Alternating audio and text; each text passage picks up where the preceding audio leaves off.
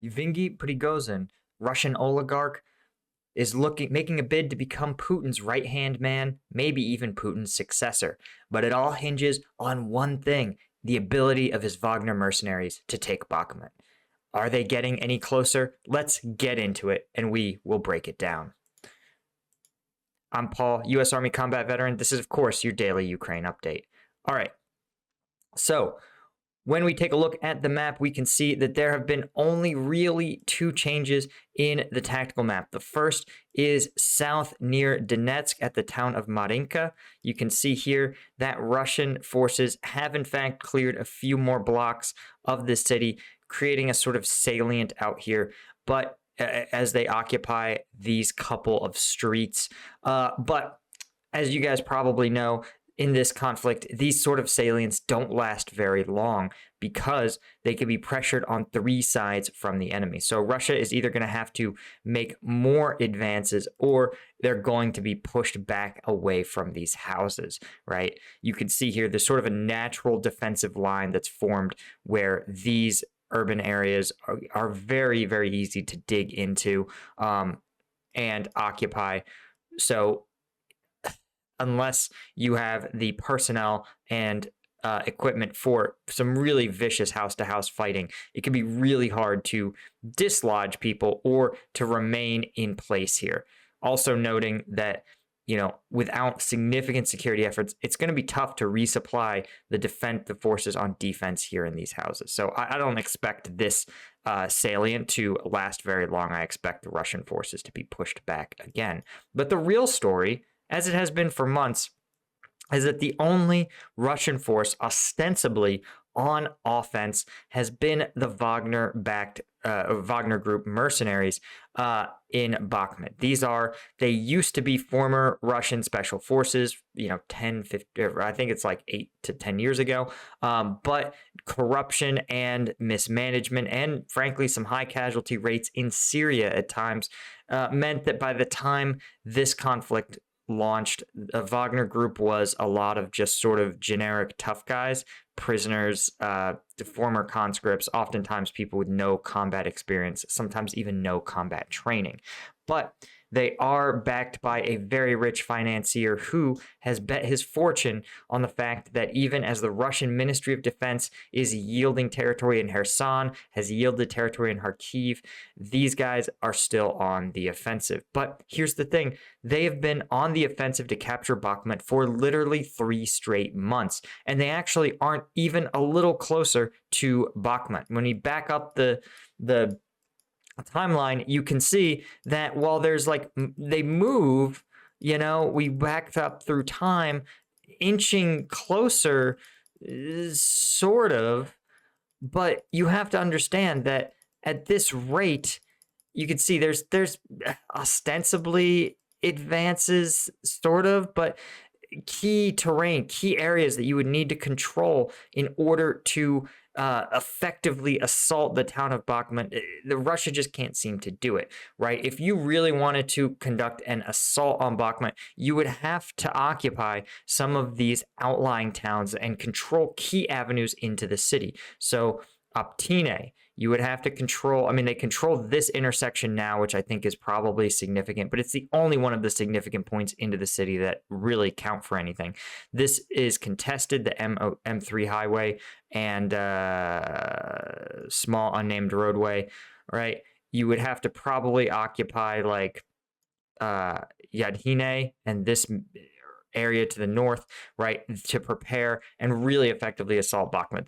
These are the things that a experienced tactical commander would know, but Wagner, they don't have experienced tactical commanders. Again, they're run by someone who's known as Putin's chef, though it's sort of a misnomer, right? He's a man who owns a lot of catering companies that have a lot of state contracts. But the idea is that you would want to surround it and then assault the city from strong positions. But it doesn't appear that there's any strategy. The Wagner guys are just sort of taking whatever chunks of territory they can, regardless of the cost to lives and material.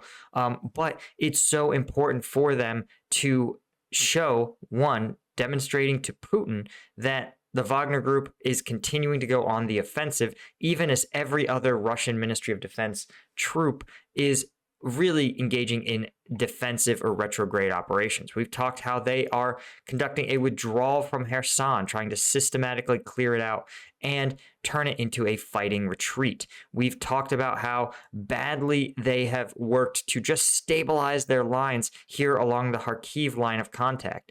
This is, of course, essential, right, to stop the Russian forces from total collapse, which they've done, right? They've sort of used Crimea as an anchor here in the southern portion.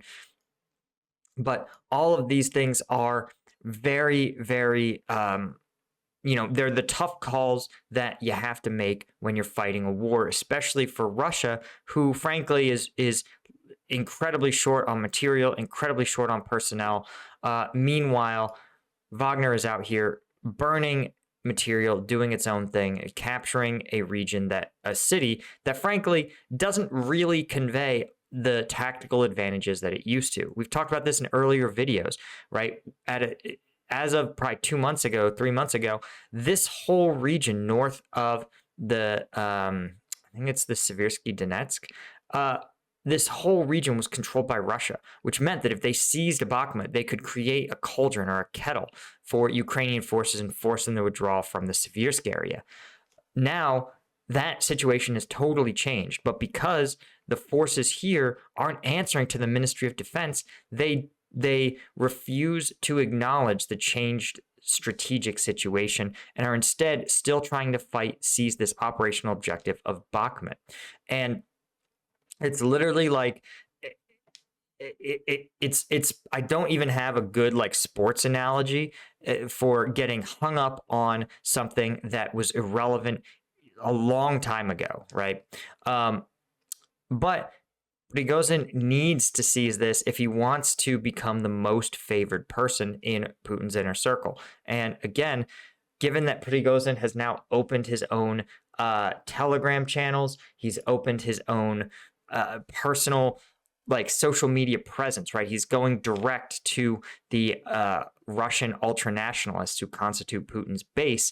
It says that they more than anyone want to see a big a victory of any kind for Russian forces, and Bakhmut would be that. Even if, again, in the grand scheme of things, right, seizing Bakhmut is not going to be a major factor in this conflict. It's just not. It's nothing like Kherson. It's a town that has probably been destroyed many times over, frankly. But all this to say, I want you guys to understand that this is sort of the fundamentally broken facet of the Russian war effort, is that there isn't a single command structure. There isn't a single operational goal. For a long time, there was even debate over what Russia's end state was. And we saw this in Afghanistan. I saw it personally in Afghanistan, where the U.S. forces couldn't really articulate what their goal was. Their goal was to sort of pawn off fighting the Taliban onto the Afghan army. But that's not a victory. And you're not going to motivate people to just fight in a meat grinder forever. That's not a victory condition. And it's not clear that Russia knows its victory conditions now either, right? Technically, ostensibly, all of these regions here in green are part of Russia, according to Russia. And of course, Ukraine and every other country basically has said these are all part of, all these regions are part of Ukraine, to include Crimea. And so what does Putin want to achieve?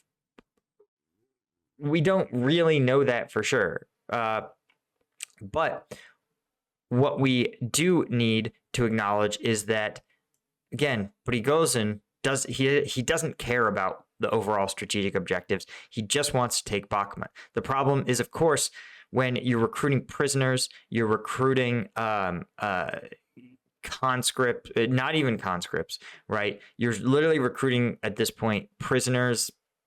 That seems to be it. That seems to be where they're getting these people. And